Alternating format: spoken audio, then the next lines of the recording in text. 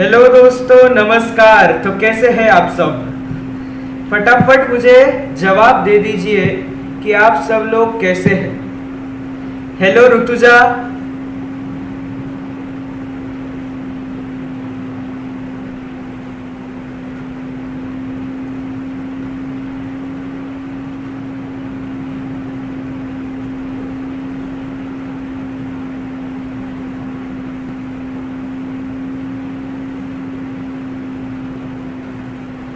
Rutuja, am I visible and Audible?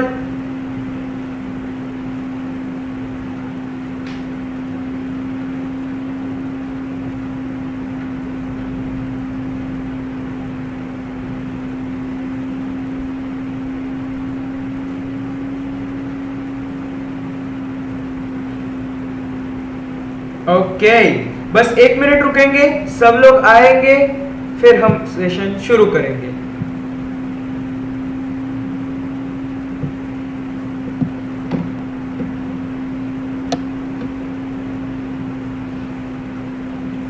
दो लोग देख रहे हैं। ऋतुजा के अलावा और कौन है? फटाफट लाइव चैट में हाय वगैरह डाल देना और अटेंडेंस लगा देना।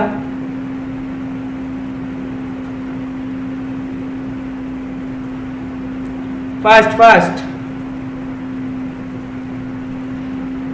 तो आज हमारा 5th पार्ट है इसका, ठीक है। 5th वीडियो है जो कि life processes in living organisms part 1। और अगर टेलीग्राम ग्रुप ना ज्वाइन किया हो तो फटाफट कर लेना, जो कि है द स्टडी शैक बाय संकेत मनियार, क्लास 9 एंड 10, ठीक है।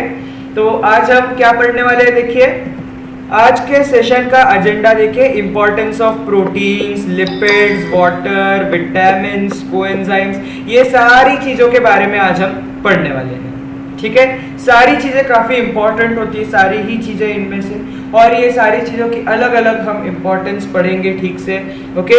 और कोई आ गया है तो फटाफट मुझे लाइव चैट में हाय वगैरह कुछ तो डालो, या फिर एक बार लाइक तो दबाओ, क्योंकि वीडियो को 3 लाइक मिले अभी तक, और देख भी रहे हैं, कम से कम 2 लोग तो देख ही रहे हैं, ऐसा मुझे दिख रहा है यहाँ पे, ठीक है।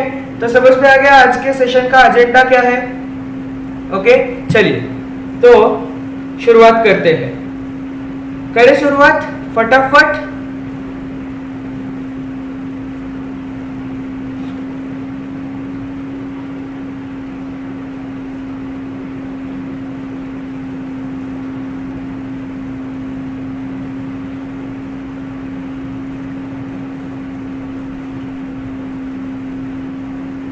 Shall we?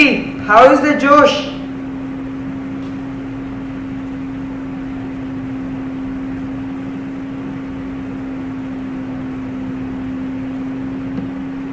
तो ठीक है, शुरुआत करते हैं। जोश तो हाई ही होना चाहिए हमेशा, ठीक है।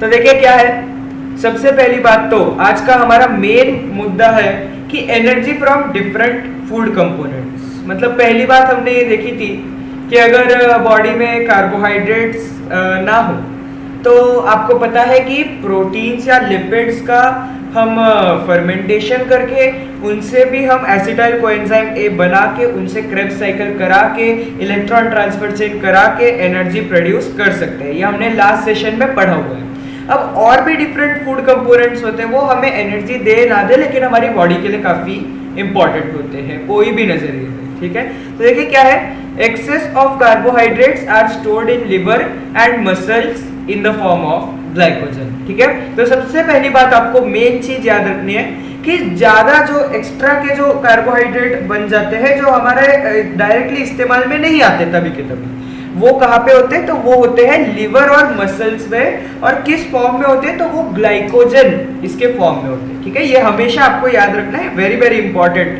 ठीक है। वीडियो की क्वालिटी अगर 480p पे ना की हुई हो तो कर लेना, क्योंकि आगे का पार्ट आपको शायद दिखेगा नहीं उसके सिवाय, ओके। नाउ अब देखिए, क्वेश्चन पूछा गया है what is the source of proteins and what are they made up of. तो अभी उसका आंसर हम आगे लेने वाले हैं। देखिए क्या है, proteins are the macromolecules formed by bonding together many amino acids. तो देखिए प्रोटीन्स क्या होते हैं कि बहुत सारे अमीनो एसिड को मिलाकर एक बड़ा सा मॉलिक्यूल, माइक्रो और मैक्रो, इनके बीच में फर्क क्या होता है? माइक्रो मतलब छोटा, मैक्रो मतलब बड़ा। तो इसलिए जो मैक्रो मॉलिक्यूल्स होते हैं, प्रोटीन्स क्या है? मैक्रो मॉलिक्यूल्स है, जो बहुत सारे अमीनो एसिड्स के बॉन्डिंग से बने हुए होते हैं। Now proteins of animal origin are called as first class proteins. आपने देखा होगा कि जो लोग चिकन वगैरह खाते हैं वो एकदम क्या कहते हैं, एकदम क्या कहते हैं, हेल्दी रहते हैं एकदम। फॉर एग्जाम्पल अभी कुछ लोग तो बहुत मोटे होते हैं या कुछ लोग बिल्कुल पतले तो नहीं होते, मैक्सिमम लोग जो चिकन वगैरह खाते हैं। तो वो क्यों होता है? क्योंकि उनकी बॉडी में फर्स्ट क्लास प्रोटीन्स जाते हैं, ठीक है। ये जो फर्स्ट क्लास प्रोटीन्स होते हैं इससे हमारी बॉडी का काफी बिल्डअप होता है। Okay, so and these come from the animal origin, animal से हमें मिलते हैं। Okay, are there. ऐसे क्यों है? नोटिफिकेशन आया नहीं था क्या? देखिए और क्या है, I hope I am audible and visible.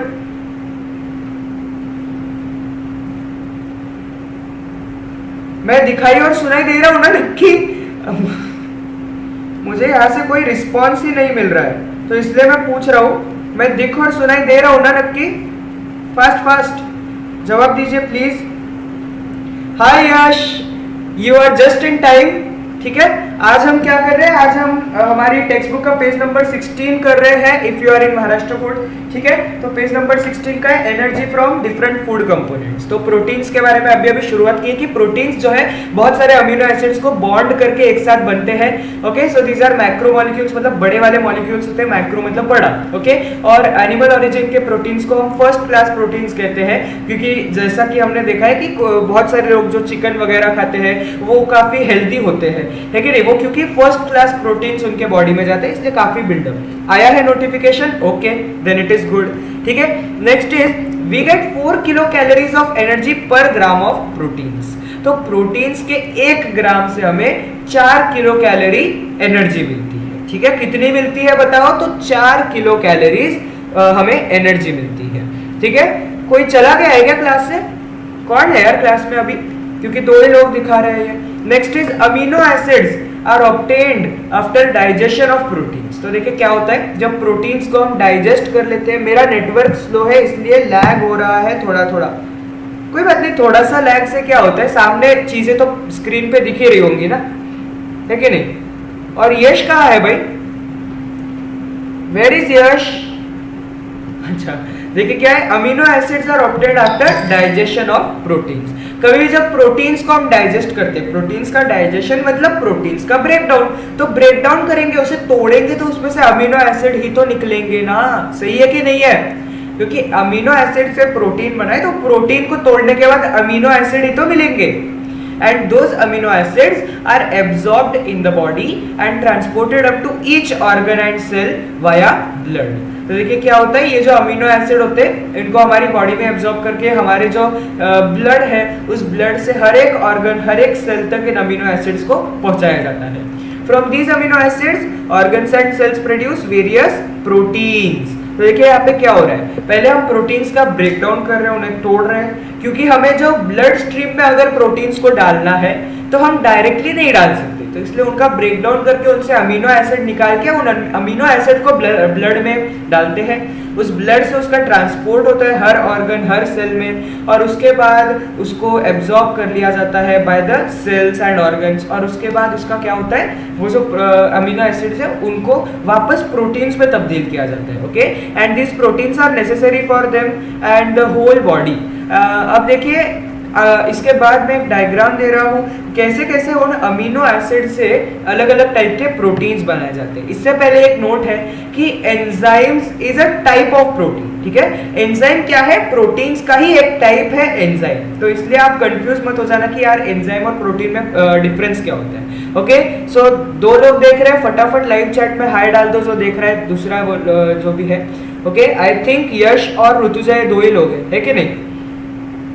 ठीक है, तो देखिए क्या है, एंजाइम क्या होते हैं? प्रोटीन का एक टाइप ही होता है। देखिए यहाँ पे क्या है कि अमीनो एसिड हमारे सेल में पहुंचे और इन अमीनो एसिड से क्या बने हैं? स्किन में जब ये जाते हैं तो स्किन में क्या बनता है? मेलेनिन और केराटिन। ठीक है, ये दोनों टाइप के ये हमारे प्रोटीन्स बनते हैं। ठीक है। फिर उसके बाद अगर बोन्स में जाते हैं तो ओसीन बनता है। अगर सेल्स पे जाते हैं तो various proteins of cell membrane. जो हमारा प्लाज्मा मेम्ब्रेन होता है ना, वो भी एक्चुअली में अमीनो एसिड्स और प्रोटीन से ही बना हुआ रहता है। ओके, एंड वेरियस एंजाइम्स, और भी कई सारे एंजाइम्स भी तो बनते हैं ना। एंजाइम मतलब ही प्रोटीन, तो अमीनो एसिड से एंजाइम बन सकते हैं, बिकॉज एंजाइम मतलब प्रोटीन होता है। यार कोई रिस्पॉन्ड करो ना, सब लोग है ना क्लास में? हेलो हाय कुछ तो भेजो, यस भेजो, कुछ भी भेजो यार। मुझे डर लगता है पता है, क्योंकि कभी कभी क्या है, मेरा वाईफाई नेटवर्क नहीं है, मेरे मोबाइल के इंटरनेट से क्लासेस चलती है, तो इसलिए बीच में से इंटरनेट चला गया हो, कुछ हो गया हो, तो इसलिए बीच बीच में बोलते रहो कुछ का कुछ। हेलो हाय यस कुछ तो भेज दो प्लीज।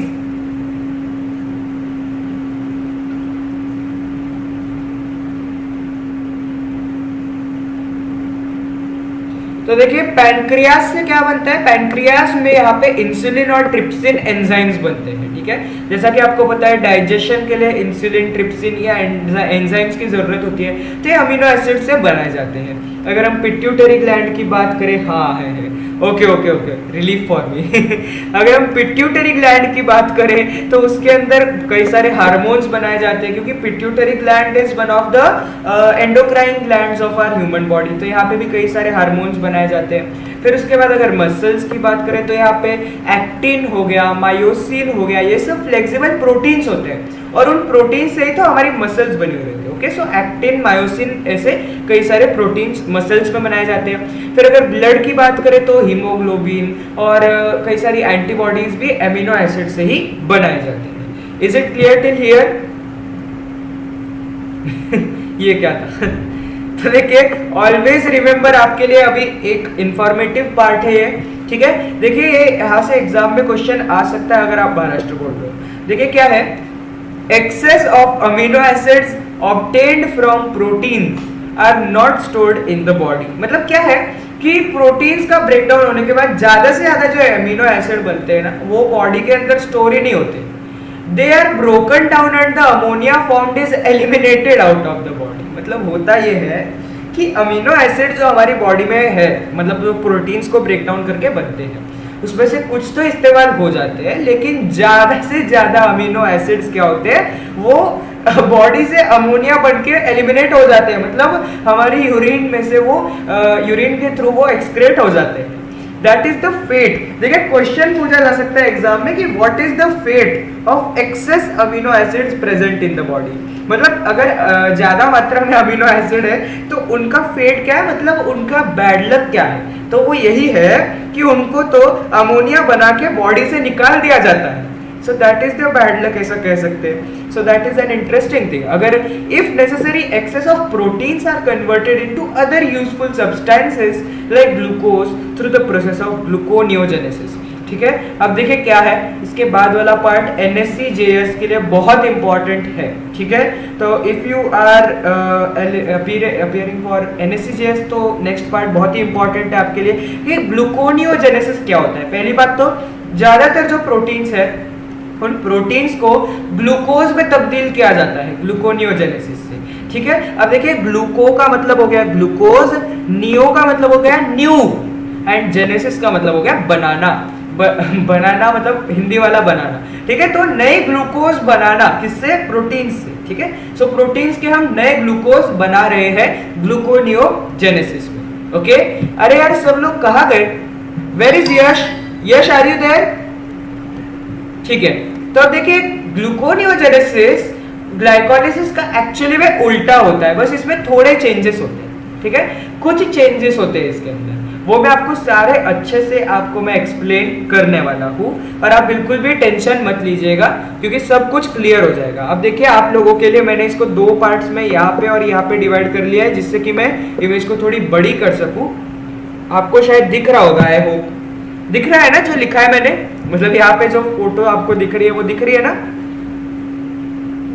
तो देखिए क्या है, सबसे पहली बात, अब ये उल्टा प्रोसेस है, मतलब ये पायरुवेट से शुरू हो रहा है। ठीक है, ये पायरुविक एसिड से ही शुरू हो रहा है। ये शुरुआत ही पायरुविक एसिड से हो रही है, और पायरुविक एसिड कहाँ से आया है, तो अमीनो एसिड की TCA साइकिल उल्टी चला के पायरुवेट बना दिया। फिर लैक्टेट से भी पायरुवेट बना सकते हैं, फिर उसके बाद एलेनाइन और कुछ अन्य एमिनो एसिड होते हैं, उनका भी पायरुवेट बना सकते हैं। तो ऐसे अलग अलग चीजों से हम पायरुवेट बना रहे हैं उल्टा यहाँ पे। और उस पायरुवेट मतलब ही पायरुविक एसिड का हम ग्लूकोज में कन्वर्जन करते हैं, इसे हम ग्लूकोनियोजेनेसिस कहते हैं। ठीक है, सो क्या हो रहा है, वो जो अमीनो एसिड, वो जो प्रोटीन थे उनसे अमीनो एसिड बना, अमीनो एसिड से पायरुवेट बना, फिर पायरुवेट का क्या होता है यहाँ पे, पायरुवेट कार्बोक्सिलेज नाम के एंजाइम से इसे ऑक्सैलो एसीटेट बनाया जाता है। अब आपको मैं एक चीज बताना भूल गया था कि पायरुवेट से डायरेक्टली ऑक्सैलो एसीटेट का प्रोडक्शन भी हो सकता है। ठीक है, जो हमारा TCA साइकिल होता है उसके अंदर ऑक्सैलो एसीटेट शुरुआत से बनाया हुआ भी आता है, प्लस अगर ऑक्सैलो एसीटेट नहीं है किसी कारण से तो हम पायरुवेट से भी ऑक्सैलो एसीटेट का प्रोडक्शन कर सकते हैं। ठीक है, तो पायरुवेट के अंदर अगर हम पायरुवेट कार्बोक्सिलेज नाम का एक एंजाइम ऐड करते हैं तो उससे ऑक्सैलो एसीटेट बन जाता है। और यहाँ पे ऑक्सैलो एसीटेट में फॉस्फोइनॉल पायरुवेट कार्बोक्सीकाइनेज का हम एडिशन करते हैं तो उसका फॉस्फोइनॉल पायरुवेट बन जाता है। देखिए, नाम को कोरिलेट कीजिए, फॉस्फोइनॉल पायरुवेट यहाँ पे नाम में आया, इसका मतलब इससे फॉस्फोइनॉल पायरुवेट ही बनेगा।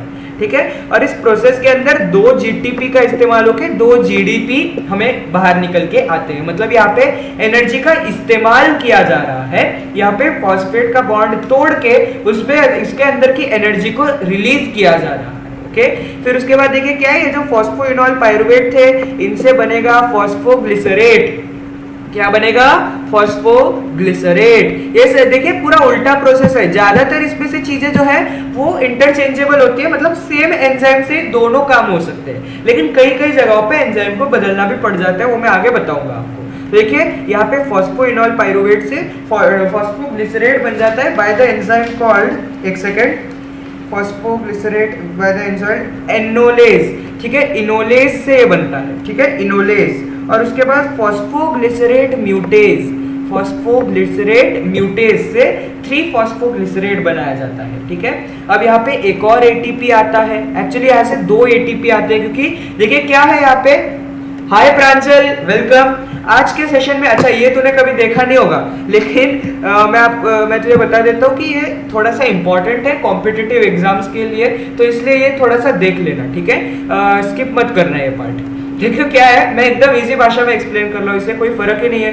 और वैसे भी आपको लर्न करने को नहीं बोला। ठीक है, अब देखिए क्या है, पहली चीज तो आपको हमेशा ये याद रखनी है कि इस स्टेप में 2 पायरुवेट, 2 फॉस्फोइनॉल पायरुवेट। देख भाई प्रांजल, क्या चल रहा है यहाँ पे कि हम ग्लूकोनियोजेनेसिस कैसे करते हैं। अगर तूने पढ़ा है वो चैप्टर तो उसके अंदर ग्लूकोनियोजेनेसिस नाम का एक तूने रिएक्शन पढ़ा होगा, तो उसके अंदर हमने देखा था कि प्रोटीन से ग्लूकोज बनाया जाता है। तो वो कैसे बनाया जाता है, तो यहाँ पे अमीनो एसिड, लैक्टेट और कुछ और भी अमीनो एसिड होते हैं, उनसे फिर पायरुवेट बनाया जाता है। ये ग्लाइकोलाइसिस का एक्चुअली में उल्टा प्रोसेस होता है। ओके, यहाँ पे उल्टा प्रोसेस चलता है, और यहाँ पे 2 पायरुवेट मिलते हैं, फिर उस 2 पायरुवेट का यहाँ पे 2 ऑक्सैलो एसीटेट बना सकते हैं।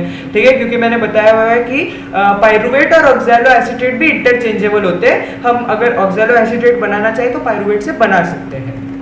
सो 2 पायरुवेट के 2 ऑक्सैलो एसीटेट बनते हैं, फिर यहाँ पे एनर्जी का इस्तेमाल करके फॉस्फेट बॉन्ड को तोड़ के यहाँ पे फॉस्फोइनॉल पायरुवेट बनाए जाते हैं 2। ठीक है, उसके बाद उसमें इनोलेज नाम का एंजाइम का इस्तेमाल करके 2 फॉस्फोग्लिसरेट बनाए जाते हैं। फिर उसके अंदर फॉस्फोग्लिसरेट म्यूटेज, मतलब उसके अंदर थोड़ा सा म्यूटेशन, उसके अंदर थोड़ा सा चेंज करके हम 3-फॉस्फोग्लिसरेट बनाते हैं, और वो भी 2 मॉलिक्यूल। फिर उसके बाद हम एक और इसमें 2 ATP लेते हैं। अब 2 ATP क्यों लेते हैं, 2 GTP क्यों लेते हैं, क्योंकि भाई साहब 2 मॉलिक्यूल है, तो इसलिए हमें 2 इस्तेमाल करने पड़ते हैं। तो यहाँ पे 2 ATP आ रहा है, वापस यहाँ पे हमारा क्या हो रहा है, इसके अंदर फॉस्फेट और ऐड होते जा रहे हैं। ठीक है, सो यहाँ पे 3-फॉस्फोग्लिसरेट के 2 मॉलिक्यूल थे, तो इनका यहाँ पे मैंने कंटिन्यू किया है, 1,3-bis-फॉस्फोग्लिसरेट बन गया। अब यहाँ पे वापस क्या हो गया कि 2 हमारे फॉस्फेट है। ठीक है, और उसके बाद देखिए और क्या है, फिर उससे हम 2 ग्लिसरल्डिहाइड 3-फॉस्फेट मतलब G3P बना सकते हैं। ठीक है, यहाँ पे क्या हो रहा है, हमारा हाइड्रोजन इसके अंदर ऐड हो जाता है। ठीक है, समझ में आ रही है बात। और इसके अंदर एंजाइम्स वही इस्तेमाल होंगे जहाँ पे मैंने नहीं लिखे हैं, उसका ही उल्टा हो रहा है, इसलिए यहाँ पे एंजाइम सेम इस्तेमाल होते हैं। फिर उसके बाद G3P से हम क्या बनाते हैं, G3P से हम DHAP बना सकते हैं, मतलब डाइहाइड्रोक्सी एसीटोन फॉस्फेट। हाय यश, हाय यश, यार बीच में से क्यों छोड़ के चला गया था पता नहीं। ठीक है, तो यहाँ पे हम ग्लूकोनियोजेनेसिस पढ़ रहे हैं भाई, मैं कितनी बार रिपीट करूँ। मैं तीसरी बार बता रहा हूँ ये, ठीक है। तो यहाँ पे क्या हो रहा है, ग्लूकोनियोजेनेसिस ग्लाइकोलिसिस का उल्टा ही होता है, बस उसके अंदर थोड़े से चेंज होते हैं, वो मैं बता रहा हूँ। देखो ग्लिसरॉल का मतलब मैंने बताया है, ठीक है। ग्लिसरॉल का क्या मतलब होता है कि हमने पढ़ा हुआ है कि ग्लूकोज जब एक्स्ट्रा में स्टोर्ड होता है तो उसे हम ग्लिसरॉल के फॉर्म में स्टोर करते हैं या फिर ग्लाइकोजन के फॉर्म में स्टोर करते हैं, और उससे हम क्या बना लेते हैं यहाँ पे, ग्लिसरॉल से DHAP, मतलब हमने जो DHAP पढ़ा था ना वो बना लेते हैं, और उस DHAP का भी यहाँ पे वापस इस साइकिल में प्रवेश हो जाता है, ठीक है। सब उल्टा ही चल रहा है उस चीज का, और उसके बाद वापस फ्रक्टोज 1,6 बिस्फॉस्फेट, फिर फ्रक्टोज 6 बिस्फॉस्फेट। अब यहाँ पे फर्क इतना ही है कि यहाँ पे एंजाइम बदल जाता है, ठीक है। एंजाइम क्यों बदलता है, क्योंकि यहाँ पे अब इंटरचेंजेबल प्रोसेस नहीं रहा यहाँ पे, ठीक है। तो यहाँ पे क्या हो रहा है, हमने जो एक्चुअल में प्रोसेस पढ़ा था उसके अंदर वहां पे कौन सा एंजाइम लगता है, तो वहां पे लगता है फॉस्फोफ्रक्टोज है कि नहीं। जब हम यहाँ से यहाँ आते हैं तो फॉस्फोफ्रक्टोकाइनेज लगता है, लेकिन जब हम यहाँ से यहाँ जाते हैं तब फ्रक्टोज बिस्फॉस्फेटेज लगता है, क्योंकि यहाँ पे ये यहाँ पे बिस्फॉस्फेट है ना, क्योंकि 2 फॉस्फेट है तो इसलिए यहाँ पे फ्रक्टोज बिस्फॉस्फेटेज लगता है। फिर उसके बाद इसका ग्लूकोज 6 फॉस्फेट बनता है, ठीक है। सेम एंजाइम रहता है यहाँ पे जो कि है फॉस्फोग्लूकोज आइसोमरेज, और उसके बाद बनता है ग्लूकोज। अब यहाँ पे वापस एंजाइम चेंज हो रहा है जो कि है ग्लूकोज 6 फॉस्फेटेज, ठीक है। यहाँ पे दूसरा एंजाइम इस्तेमाल होता है जो कि है ग्लूकोज 6 फॉस्फेटेज, ठीक है, इंस्टेड ऑफ हेक्सोकाइनेज। तो बात समझ में आ गई ग्लूकोनियोजेनेसिस कैसा होता है। अगर आप NSCJS के लिए बैठ रहे हैं तो ये बड़ा इंपॉर्टेंट है, इसका स्क्रीनशॉट ले लेना। इसको मैं थोड़ा सा क्लियर कर देता हूँ, इसका स्क्रीनशॉट जरूर ले लेना अगर आप NSCJS के लिए बैठने वाले हैं, ओके। तो आगे बढ़े भाई सब लोग। मैंने ऐसे क्वेश्चंस भी बताए हुए हैं, कल रिपीट देख लेना, ठीक है। कल सुबह 11 बजे तक इसका रिपीट आ जाता है, तब देख लेना, ओके। फिर उसके बाद what are the products of digestion of lipids, अभी तक मैंने नहीं बताया, तो आगे बढ़ेंगे, ठीक है। नेक्स्ट इज, यहाँ पे मैंने एक और टाइप से समझाया है यहाँ पे, ठीक है। अब किसी को वैसे समझ में ना आए तो ऐसे समझ लेना, इसका भी स्क्रीनशॉट ले लेना अगर चाहिए तो, ओके। सो नेक्स्ट पे चलते हैं। Plants produce the necessary amino acids from minerals de novo and thereby produce different proteins. तो प्लांट्स क्या करते हैं कि जो डिनोवो नाम का जो मिनरल होता है, ठीक है, आपको पता है कि प्लांट्स अपने रूट्स में से वाटर एंड मिनरल्स को एब्जॉर्ब करते हैं।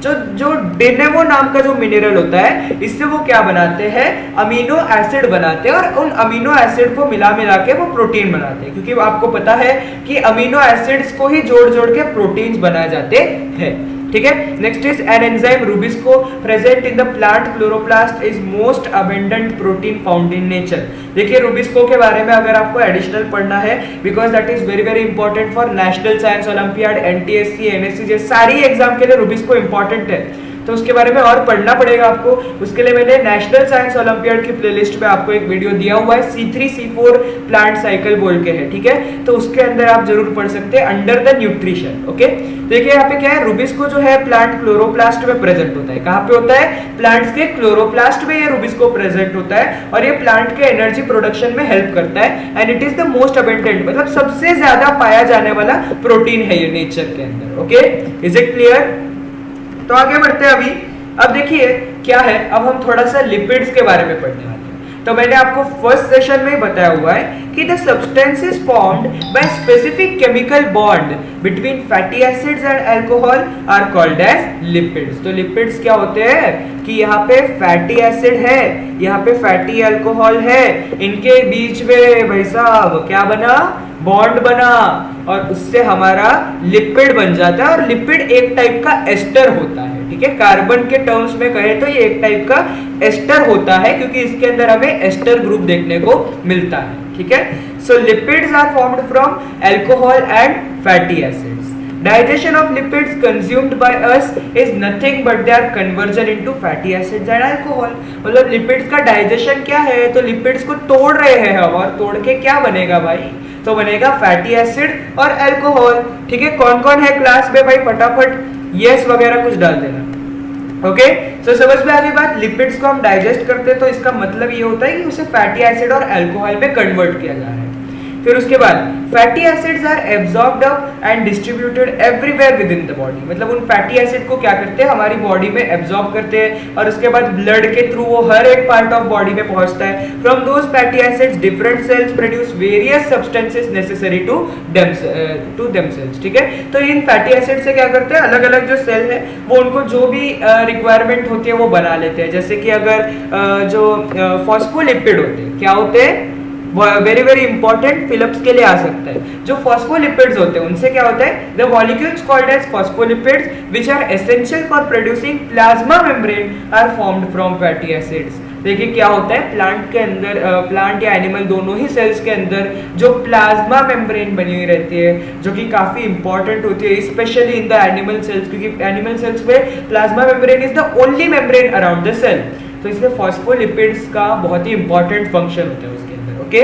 Besides fatty acids are used for producing hormones like progesterone, oestrogen, ठीक है। अब ई या ओ ई कुछ भी लिख लो, दोनों स्पेलिंग्स अलाउड है, okay, because E is in American English, O E is in British English, ठीक है। सो ईस्ट्रोजन की स्पेलिंग कोई भी चलेगी। So progesterone, progesterone, estrogen, testosterone, aldosterone, ये सारे जो एंजाइम्स है, ये सारे जो हार्मोन्स है, ये सारी चीजें हमारे फैटी एसिड से बनाई जाती है, ओके। और जो हमारे नर्व सेल्स के अराउंड जो कवरिंग होती है वो भी, हमारे नर्व सेल्स के एक्सॉन्स के अराउंड जो कवरिंग होती है वो भी फैटी एसिड से बनाई जाती है। Is it clear? 5 लोग देख रहे हैं क्लास, कौन कौन है? लाइव चैट में हाय डाल देना please. Is it clear everyone?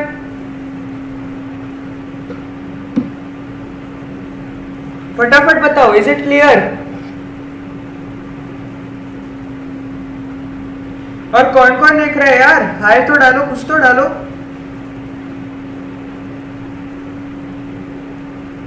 I missed a main part, कोई बात नहीं ना, वापस रिपीट देख लेना, लेकिन इतना लिपिड्स का तो समझ में आ गया होगा, क्योंकि लिपिड्स का तो मैंने कुछ पहले समझाया नहीं था। Yes, did you understand about lipids?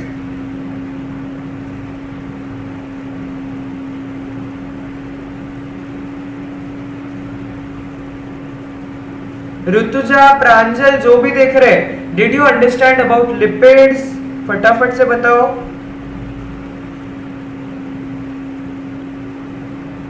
Please fast, मुझे क्लास को आगे बढ़ाना है, प्लीज थोड़ा जल्दी।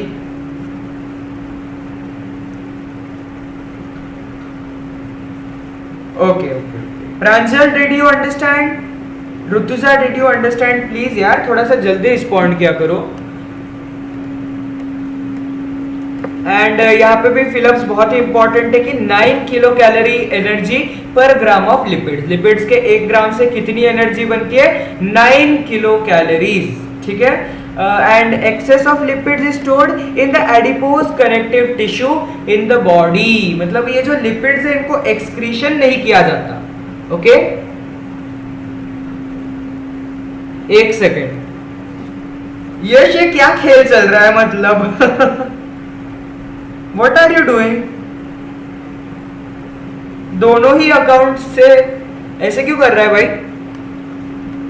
So excess of lipids are stored in adipose connective tissue of the body। देखिए मैं आपको with the help of pictures भी दिखाऊंगा, ठीक है। लिपिड्स में क्या होता है, देखिए यहाँ पे लिपिड्स, अच्छा पहली चीज है कि लिपिड्स क्या होते हैं कि हमारे जो ऑयल में पाए जाते हैं, जो घी में पाए जाते हैं, जो मार्गरीन में पाए जाते हैं, ये सारी चीजें मैंने आपको फर्स्ट सेशन में बताई हुई है। ना देखा हो तो द स्टडी शाइक बाय संकेत मनियार वाले इस पे मैंने फर्स्ट और सेकंड क्लास ली हुई है, जरूर देखना, because that is important, okay.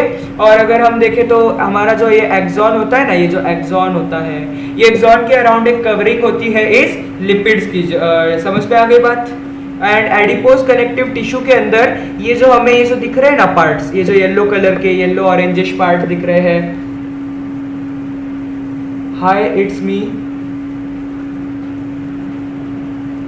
ठीक है। यहाँ पे आप देख सकते हैं, यहाँ पे आप देख सकते हैं, ठीक है। तो ये सब क्या है, ये हमारा लिपिड्स ही है और कुछ नहीं, और कुछ नहीं। यार आप लोग ऐसे खेल क्यों कर रहे हो? सब लोग 2-2 अकाउंट लेके आ गए। अच्छा लाए हो तो लाइक तो कर दो ठीक है, समझ में आ गया? चलिए आगे बढ़ते हैं।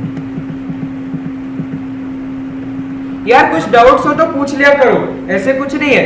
नाउ अब थोड़े क्वेश्चंस लेते हैं। Many times you cannot eat hot food due to inflammation और ulceration in mouth। कभी कभी क्या होता है, क्या आपने ऑब्जर्व किया कि मुंह में छाले हो जाते हैं, फिर उसके बाद जब गर्म खाना खाते हैं तो बहुत तकलीफ होती है उसके अंदर। क्या आपने ऑब्जर्व किया है? सब लोगों ने किया होगा।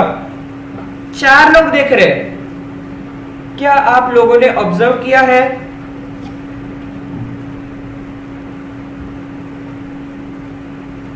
हेलो,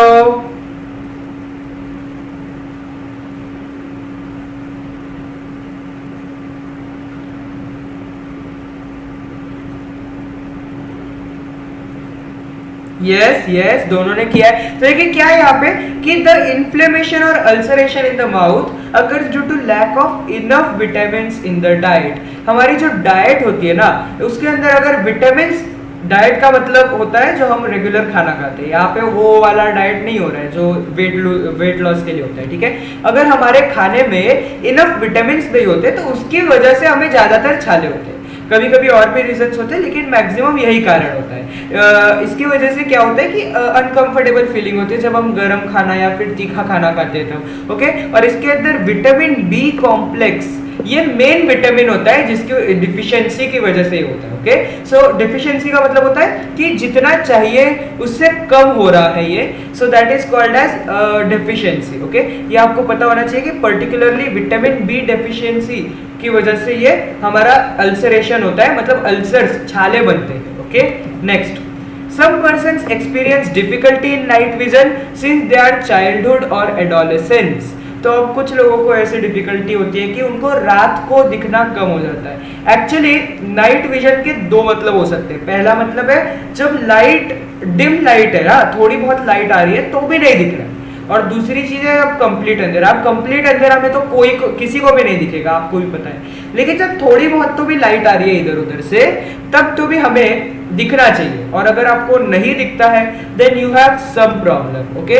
यहाँ पे क्या होता है, विटामिन ए की जरूरत होती है फॉर बेटर विजन, अच्छी विजन के लिए, ओके। अगर डिफिशियंसी होती है विटामिन ए की तो क्या हो जाएगा कि हमारी नाइट विजन में दिक्कत आ जाती है। हमें रात को अगर डिम लाइट भी आती है तो भी हमें कम दिखने लगता है।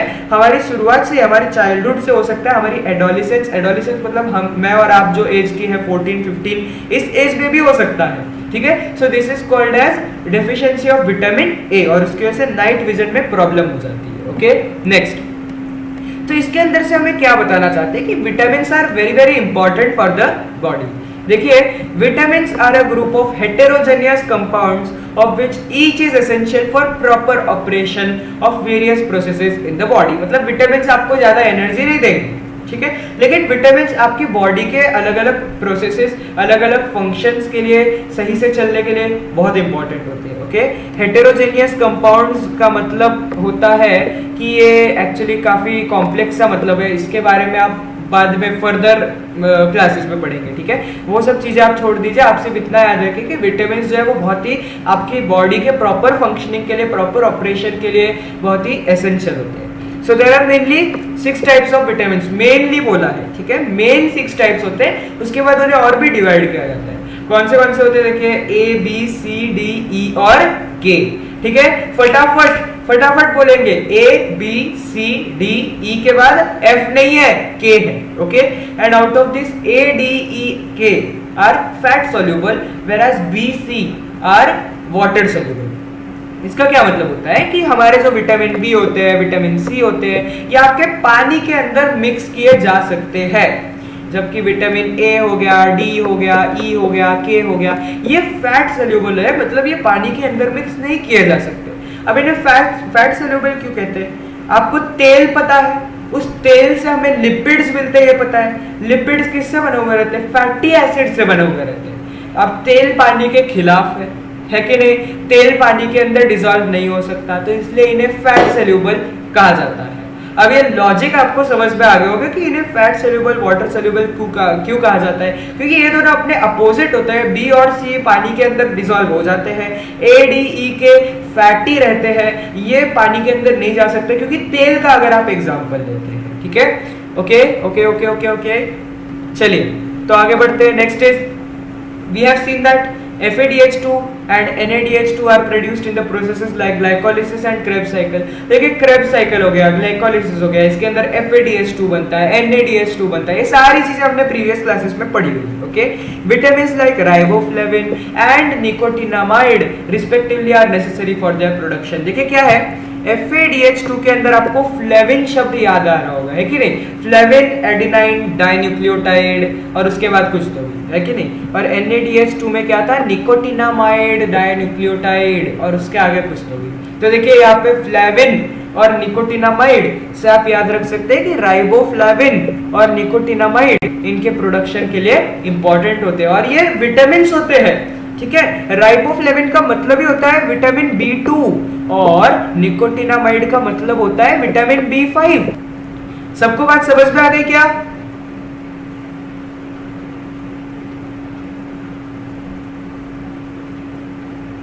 Is it clear everyone?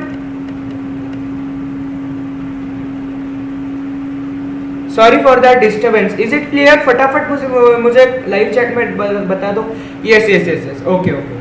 ठीक है, तो ये आपको हमेशा याद रखना है कि विटामिन B2 मतलब राइबोफ्लेविन से FADH2 बनता है, विटामिन B5 मतलब निकोटिनामाइड से NADH2 बनता है. आगे बढ़ते हैं. अब देखिए एक और क्वेश्चन दिया हुआ है, many times we experience dryness in the mouth.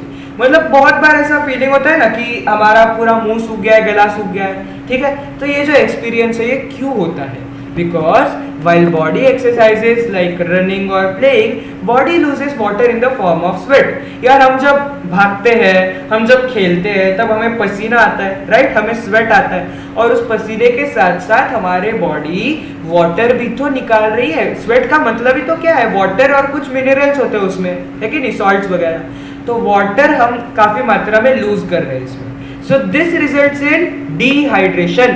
हमेशा याद रखना है डिहाइड्रेशन का मतलब होता है water loss. Okay, so to maintain the water level of the body we feel thirsty and dryness in the mouth as a signal to consume more water. मतलब ज्यादा पानी हमें पीना चाहिए, ऐसा सिग्नल हमें मिलता है अगर हम थर्स्टी फील करते हैं, अगर हमारी माउथ में ड्राइनेस होती है. ये तो बड़ा ही लॉजिकल आंसर था. फिर उसके बाद दूसरा थोड़ा सा इंपॉर्टेंट है कि ओरल डिहाइड्रेशन सोल्यूशन मतलब सॉल्ट शुगर वाटर का जो सोल्यूशन दिया जाता है, आपने थर्ड स्टैंडर्ड में ही ORS के बारे में पढ़ा हुआ है. ठीक है, लेकिन अब वापस एक बार रिपीट कर देता हूँ कि ओरल डिहाइड्रेशन सोल्यूशन मतलब हमारी बॉडी में रिहाइड्रेशन मतलब पानी वापस के लिए रिस्टोर करने के लिए इसे दिया जाता है. Okay, so salt sugar water का ये सोल्यूशन होता है. Is frequently given to persons experiencing loose motions. तो जो लोगों को लूज मोशंस हो जाते हैं वो ORS ज्यादा पीते हैं. अब ऐसा क्यों होता है? Because in loose motions body loses a lot of fluids and salts. मतलब लूज मोशन हुआ तो क्या हो जाएगा, हमारी बॉडी बहुत सारे फ्लूइड्स बहुत सारे सॉल्ट्स को लूज करेगी. क्योंकि लूज मोशन होता है तो क्या होता है, बार बार टॉयलेट जाते हैं और बार बार टॉयलेट जाने की वजह से बहुत सारा हमारा पानी वगैरह सब कुछ चला जाता है हमारी बॉडी से. And dehydration caused as a result of this can be dangerous especially for children. छोटे बच्चों के लिए तो डिहाइड्रेशन काफी डेंजरस हो सकता है. अब ORS से क्या होता है, ORS helps to replace the fluids lost due to loose motions. तो उसकी वजह से क्या होता है कि हमारे जो फ्लूइड्स का मतलब होता है पानी वगैरह जो हमारी बॉडी का रहता है, तो उसे रिप्लेस उसे रिस्टोर करने के लिए ORS हेल्प करता है. Also sugar that is glucose enables the intestine to absorb the fluids and salts more efficiently. मतलब और भी अच्छे से हमारी इंटेस्टाइन जो है उस शुगर की वजह से फ्लूइड्स और सॉल्ट्स को एब्जॉर्ब कर पाती है. Okay, next We sweat during summer and heavy exercise. मतलब जब धूप आती है, जब गर्म होता है, जब बहुत ज़्यादा एक्सरसाइज करते हैं तब हम पसीना हमारे से पसीना आता है. तो ये क्यों होता है? Because during summer and heavy exercise the body temperature rises. क्या होता है कि जब समर होता है या फिर जब हम एक्सरसाइज करते हैं तब हमारा जो बॉडी टेम्परेचर है वो बढ़ जाता है, right? We sweat to maintain the body temperature. अब क्या होता है, देखिए हमारे बॉडी टेम्परेचर को मेंटेन करने के लिए हम स्वेट करते हैं क्योंकि the sweat evaporates and keeps our body cool. जब हमारा जो स्वेट होता है वो इवेपोरेट हो जाता है तो उस इवेपोरेशन की वजह से हमारी बॉडी में कूलिंग इफेक्ट आता है. अच्छा, इसका एक एग्जांपल देकर समझाता हूं मैं. क्या आप लोगों ने कभी ये फील किया है कि आपकी बॉडी या आपके हाथ पे आपने कभी पेट्रोल, केरोसिन या फिर इस टाइप की चीजें आपके हाथ पे लेकर ट्राई की है कभी? Have you done it any time कि आपने पेट्रोल ले लिया, आपने केरोसिन ले लिया, टर्पेंटाइल का ऑयल होता है ना, टर्पेंटाइल ऑयल वो ले लिया. ये सारी चीजों को क्या आपने कभी अपनी स्किन के ऊपर डाल के देखा है? Have you experienced? हाँ यस, यश ने किया है। तो क्या आता है इससे? कूलिंग इफेक्ट आता है। क्यों पता है क्या? क्योंकि ये जो चीजें होती है, पेट्रोल हो गया, ये हो गया, फिर इवन जो परफ्यूम होता है उससे भी होता है ये, क्योंकि ये सारी जो चीजें वो आपकी बॉडी पे आएगी, वो तुरंत इवेपोरेट होना शुरू हो जाती है, और उस इवेपोरेशन की वजह से आपकी बॉडी में कूलिंग इफेक्ट आता है। तो इन द सेम वे यहाँ पे जब स्वेट इवेपोरेट होता है तो उस इवेपोरेट की वजह से कूलिंग इफेक्ट आता है और बॉडी कूल रहती है, उसका टेम्परेचर मेंटेन रहता है। Okay, this is the logic behind this. अब देखिए वाटर भी काफी इंपॉर्टेंट होता है, इससे हमें पता चलता है, क्योंकि डिहाइड्रेशन आपने देखा कि बच्चों में काफी डेंजरस हो सकता है। I have tried that experiment, yes. So there is about 65 to 70% water in our body. हमारी बॉडी में 65 से 70% तो पानी ही है। Each cell contains 70% water weight by weight. Weight by weight का मतलब होता है कि आपके सेल, आपके हर 100 ग्राम सेल में 70 ग्राम तो पानी ही मिल जाएगा। So that is the importance कि आप 100 ग्राम सेल्स लेते हो तो उसमें 70 ग्राम पानी ही रहता है। And blood plasma also contains 90% of water. आपके ब्लड में जो प्लाज्मा होता है उसके अंदर 90% पानी होता है।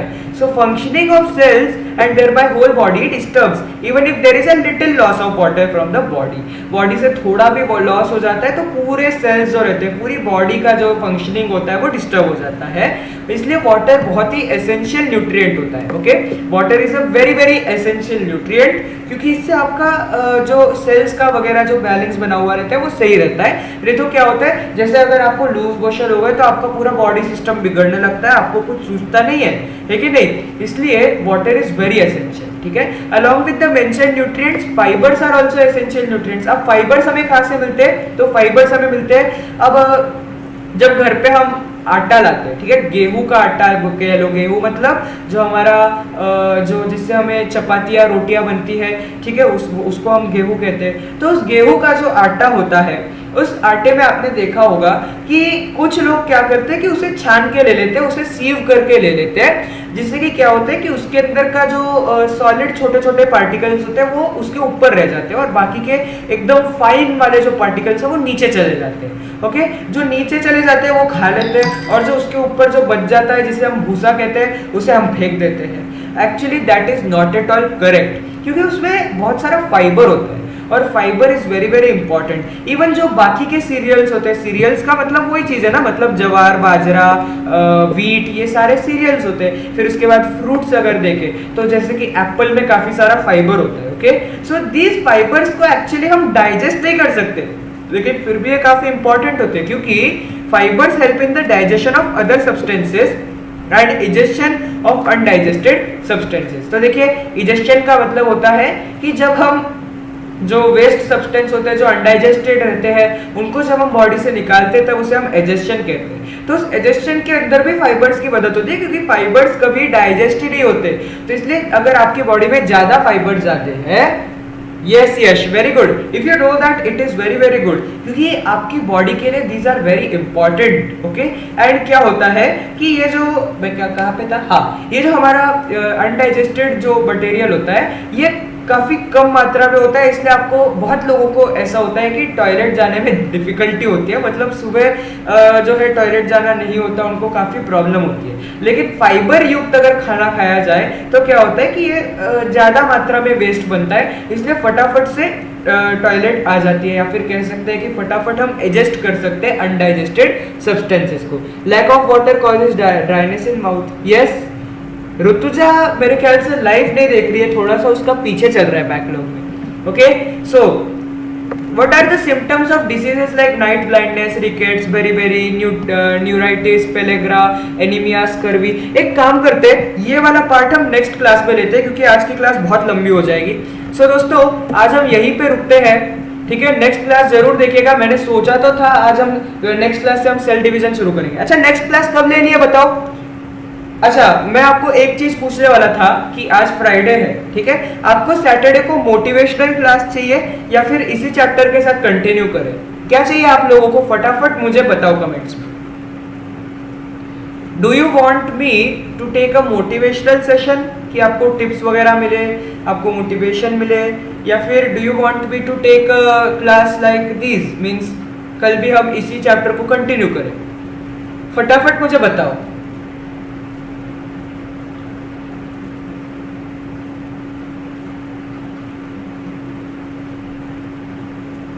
कंटिन्यू करें? चलो भाई बढ़िया है, आई एम रेडी। ठीक है, एक काम करते हैं, फिर मोटिवेशनल सेशन हम सीधे नेक्स्ट वीक लेंगे। इस वीक हम इस चैप्टर को कंटिन्यू करेंगे। जो विटामिन का है ना, विटामिन और कोएंजाइम्स रह गया है, ये सब ये हम नेक्स्ट सेशन में देख लेंगे। कोई भी डाउट्स हो, कोई भी तो अभी के अभी फटाफट लाइव चैट में पूछ लेना। मेरे पास कुछ क्वेश्चंस भी है, वो भी मैं फटाफट से बता देता हूँ। देखिए क्या क्या है, नोट कर लीजिएगा। What are the products of digestion of lipids, तो लिपिड्स को डाइजेस्ट करके हमें क्या क्या मिलता है, बड़ा आसान है कि फैटी एसिड और ग्लिसरॉल मिलते हैं। फिर 4 examples of hormones produced by using fatty acid, तो प्रोजेस्टेरॉन, एस्ट्रोजन, टेस्टोस्टेरॉन, एल्डोस्टेरॉन, ये हो गए। फिर विटामिन का डेफिनेशन मैंने आपको बताया कि group of heterogeneous compounds essential for proper operation of various life processes. फिर विटामिन पे अगर शॉर्ट नोट लिखने को कहे, so these are a group of heterogeneous compounds which are essential for proper operation of various life processes, ये first point definition आएगी। फिर उसके बाद 6 टाइप ऑफ विटामिन होते हैं, सेकंड पॉइंट आएगा। फिर fat soluble, water soluble, third point आएगा। फिर उसके बाद राइबोफ्लाविन, निकोटिनामाइड, ये फोर्थ पॉइंट आएगा। ठीक है, तो ऐसे 4 पॉइंट आप बना सकते हैं। नेक्स्ट इज व्हाट, अच्छा ठीक है, तो यहाँ तक आप क्वेश्चंस लिख सकते हैं। और 2 क्वेश्चंस दे रहा हूं मैं, टेंशन मत लो। ठीक है, एक क्वेश्चन हो जाएगा कि how are proteins obtained, what are the components of proteins. दूसरा क्वेश्चन हो सकता है what are lipids, what is their role in our body. ठीक है, तो ये सारे क्वेश्चंस के आंसर आप लिखो, क्योंकि आपके एग्जाम की अच्छी तैयारी होने वाली है। मतलब कल रात 9:30 बजे क्लास होगी। Yes Yash yes. What happened Rutuja, what, no no क्या हुआ? Do you want motivational session?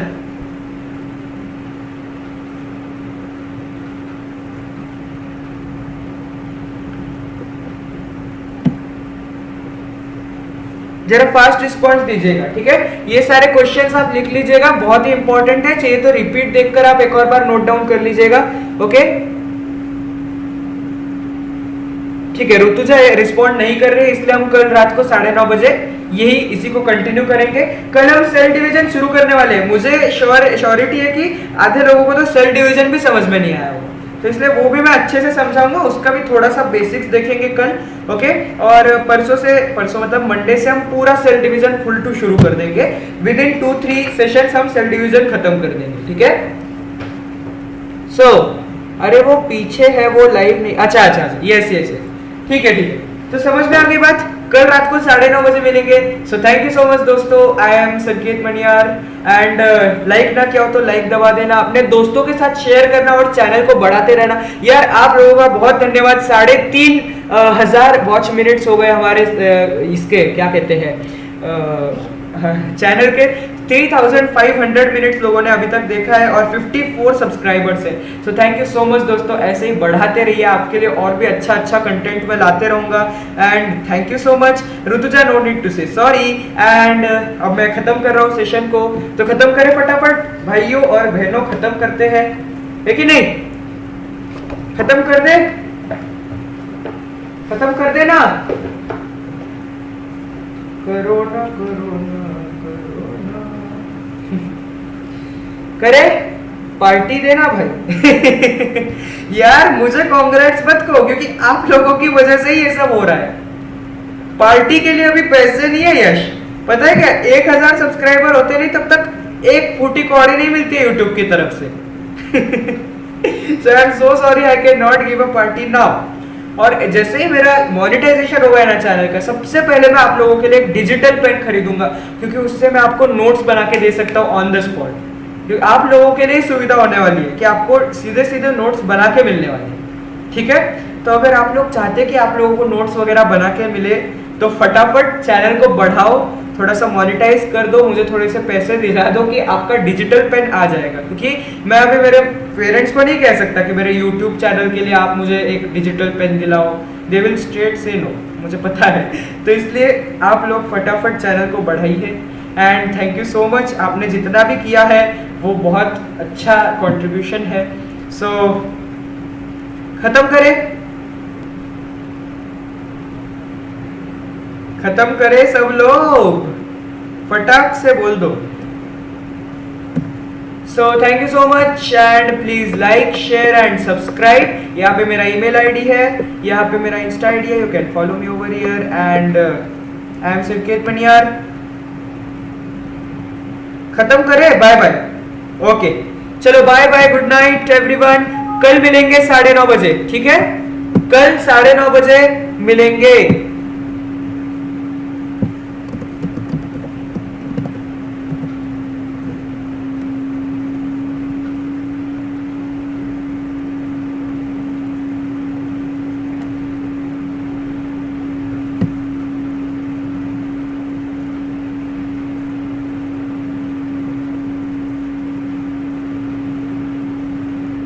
Bye bye Yash.